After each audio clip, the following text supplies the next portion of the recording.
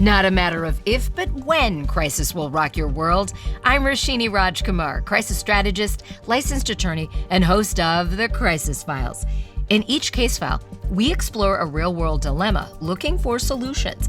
We feature thought leaders who can help you avert negative outcomes. Today, Ann Sample is in studio. She's CEO of Navigate Forward, a career transition firm focused on supporting senior executives during career transitions. Ann is here for the case file I call Career Checkup. Almost daily, we see headlines about a major layoff, merger, corporate restructuring, or even positive stories about more women on corporate boards. And the possibility for crisis on the career landscape is when something happens that a person didn't see coming or did not ask for themselves. And I would argue, I don't think that is a crisis, but it feels like a crisis. It certainly can feel like a crisis, right? Because there's the emotional, the family issues. Let's get into it. What's the first step someone should take when they get that news that they hadn't expected? Pause, breathe, recognize that this happens to almost everyone. And I think people have such initial need to take action and do something or think about how they're going to explain this. And my point is always just take a moment and breathe. Job change happens to everyone. It's a lot more fun when you initiate it, but when it's not your choice and when something happens that creates a change, it's still an opportunity. So our perspective is take some time, get the right resources around you to help, and be thoughtful. Just don't rush into something. All right, and a big reason why I wanted to talk with you about this is you have a lot of human resources experience, whether in HR lead roles or CHRO roles for companies like Caribou, PepsiCo, Citibank. You've seen hirings and firings. What are some myths when it comes to this whole narrative? One of the biggest myths is that the more senior somebody is, the better they're going to be in a job change, because the assumption is they've got financial means. They're fine. They can take care of themselves. I always said as an HR person, if I ever went into a situation where somebody was being fired and I didn't feel badly, I needed to change profession, because you have to be thoughtful. You have to be thoughtful about how you communicate it. You have to be thoughtful about helping people understand what's next. And you've got to give them some support in terms of how to move forward. And so I think the biggest myth is just thinking people don't need help, and especially thinking the more senior they are, they need less help, because typically the more senior somebody is, it's been a long, long time since they looked for a job. Exactly. All right. Well, before we get into your actual career checkup, those 5 steps that are so crucial and will really help all crisis filers out there, your own story, you're practicing what you're preaching, really. Mm-hmm. I am. I was somebody who actually was often in the situation of making decisions about structure and about roles. And so the interesting thing is, after years of being in HR roles where I made those choices, in my last role, we were actually in a G&A crunch. Costs were tight. And I put my own name on the list and suggested I should probably move on because I'd built a great team. So I'm the one that suggested it. I was leading that process. And you still get to the day of and you go, oh, this doesn't feel good. What did I do? Yeah. My husband looked at me like I was crazy, of course, but it was a great opportunity. And so for me, I took the advice, I paused. I took the time to think about what was really next.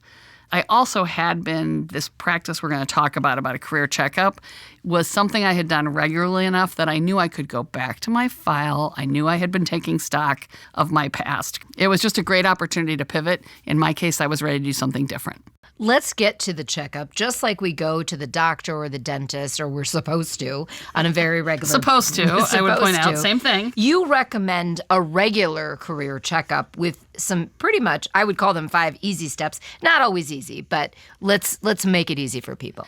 It's easy if you're not in transition. So when you're not in the heat of the moment, like any other crisis, right? I mean, the notion is when you're in the heat of the moment, it gets hard to think straight. It gets hard to think about what's next. I actually think it's a great practice. I tended to do this at the end of the year because you've got a little more time to reflect and you're kind of closing out the year anyway. Usually it's when you're writing some kind of self-evaluation or self-appraisal.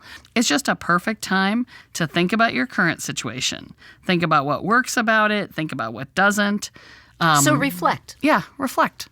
Reflect and journal. Okay. I mean, capture it, right? Capture it for sure. So the key would be think about what you're really enjoying, think about what works about it, and try to understand, get in touch with both your emotions and the opportunities. We think it's important before you do a career checkup to also think about what is your real purpose? So many times people just get tapped on the shoulder, they move to the next job, they've moved several jobs, they haven't thought in a long time about what is it they really want to be doing, what gets them excited, where do they have energy and emotion. And once you've done that, it's also a perfect time to think about what I would call your superpowers. I love that. There are things each person brings to a job, oftentimes the things that are easy for them, so they don't even think of it as a superpower. It's the easy part of the job. But if you don't take the time to think about and capture your strengths, it will kind of get away from you. You'll move on to the next job. You won't have thought about what you learned and what you're bringing. A great way to get to strengths, by the way, is to ask other people. Ask other people, why do you pull me on this project? Why did I get this job? And write down those superpowers. Write down your strengths. And then just put the numbers and the accomplishments in one place. Like a one sheet for the year. Yeah. Look back on the year and say, I did these things and got these results. And then the nice thing is if you're doing that at the end of each year, Stick you've got it in a a file. folder Exactly. or on your computer, whatever. And I also like this career checkup because we can do it while we're very much employed. And then if something unexpected happens, we have that to rely on, to count on. Yep. And then what I also like, step number 5, visualize new experiences. Sometimes even visualizing them before you need them. Absolutely. Get into that one. It's a great opportunity to look forward and look at the intersections. Look at your passions. Look at your superpowers. Think about the places where you could do that. Think about the kinds of roles. It's also a perfect time to really think about your finances because thinking about what you really need and what you need to be making when you have lost a job has a whole different idea to it. Do it while you're working and say, okay, really, what would I have to make? How does all of this look? We spend a lot of time at work. It's really important to make sure you're aligning purpose, passion, and then visualize that future. What's some advice for loved ones of the person going through maybe a career transition or this career checkup situation? So those are two really different things. In a career checkup, it can be great to ask your loved ones about things like, what are my strengths? Am I happy? Can you tell am I enjoying what I'm doing? When do you hear energy in my voice? I mean, there's a great role for loved ones when you're doing a career checkup because they're kind of the truth barometer, right? They know, and they'll reflect that. I think in times of transition, when somebody walks in the door, they got notified that day that they're losing their job, it is a perfect time to make sure that their family surrounds them with support and recognizes that they are going to be fine. There are many, many jobs. There's lots of roles people can do. Career transition is not an emergency. And it could be an actual good time for the family to be part of the brainstorming team. Absolutely. Oftentimes families will look at it and suggest things that people could be doing that they've never even imagined. I saw something on a LinkedIn work history recently, wanted to get your take. I'd never seen this before. And it was about a 6 or 8 month stretch, but it said personal sabbatical. I've seen a lot of people doing that. And you don't think that gives any kind of negative connotation? I don't think it does. You know, when you find out you lost your job, don't go change your LinkedIn that day. Don't even go tell people what has happened yet.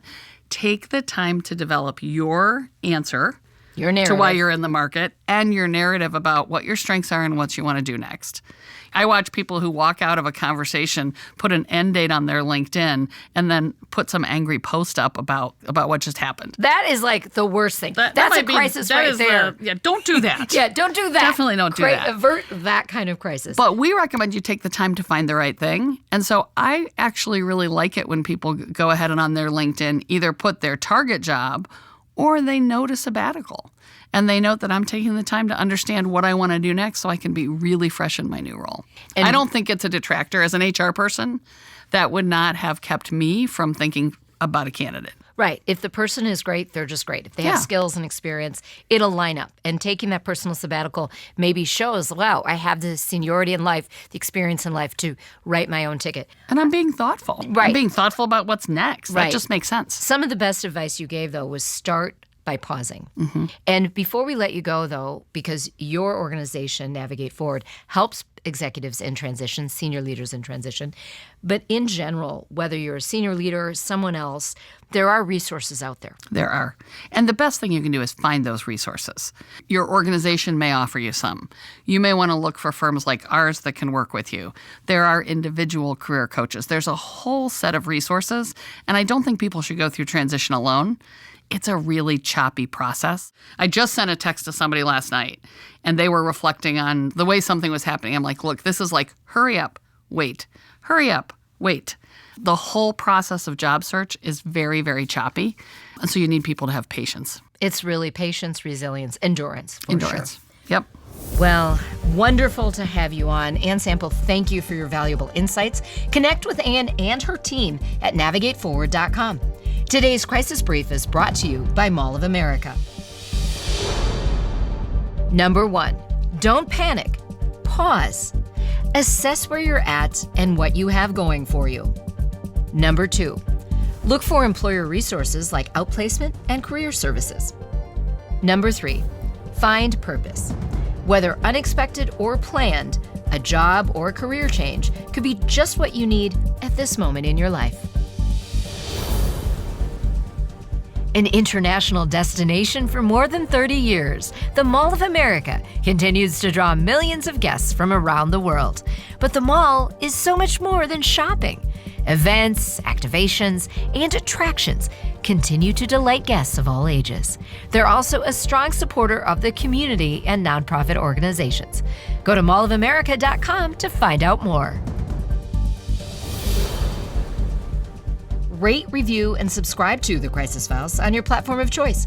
Check out our website, thecrisisfiles.com, to catch up on all case files in one easy spot. Follow us on YouTube and Instagram at The Crisis Files. I'm Roshini Rajkumar. Join me next time on The Crisis Files.